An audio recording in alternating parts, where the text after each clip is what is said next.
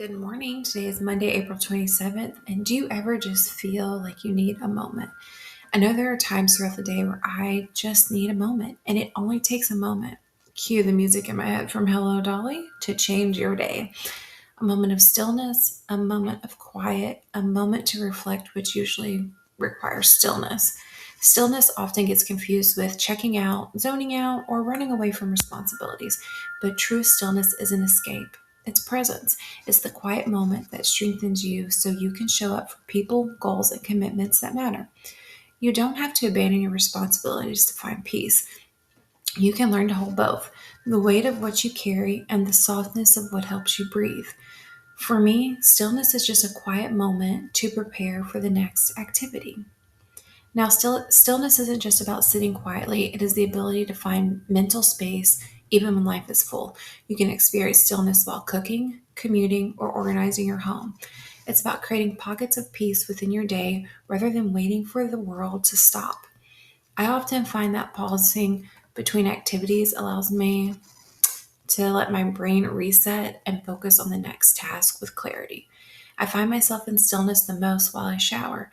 I am still actively cleaning my body, but my mind is still and I can reflect. Look, you don't need an hour of meditation to feel centered. Micro stillness is about slipping in 10 to 60-second moments of calm into your day. These small resets prevent burnout, restore clarity, and help you respond instead of react. One deep breath before opening an email, a 15-second pause before sending a text, putting your phone down for a minute. These are all micro stillness habits that we can add to our days. Now, stillness requires space, not huge amounts, just pocketed, protected pockets of space. Setting boundaries isn't about escaping what you must do, it's about doing it from a place of strength. Now, while you limit distractions, say no to unnecessary commitments, or create structure in your day, you make room for stillness to exist without sacrificing your responsibilities. Simple practices include not checking messages first thing in the morning, assigning a realistic stopping time for work tasks, especially if you're running a business, and scheduling quiet moments into your day. For me, I use focus time or sleep time on my phone. I like a quiet evening, just like I like a quiet morning. Responsibilities don't have to feel chaotic. When you approach them with presence, they become manageable and even meaningful.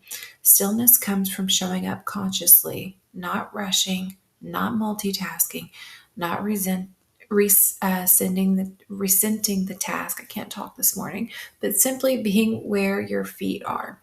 You can do this by completing one task at a time and being emotionally present during conversations.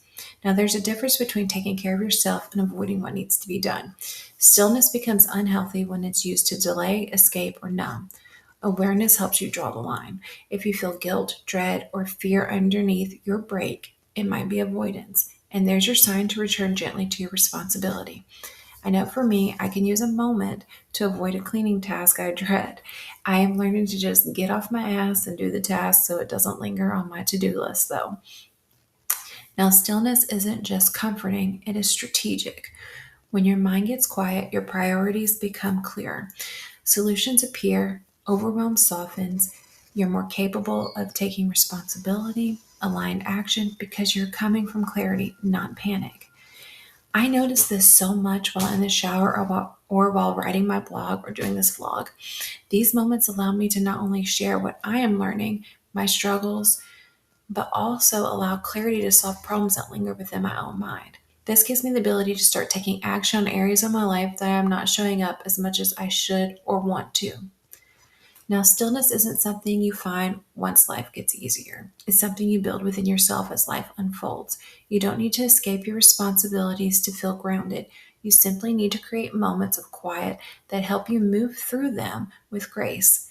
Now, stillness doesn't pull you away from your life. It helps you live it more fully, more clearly, and more intentionally.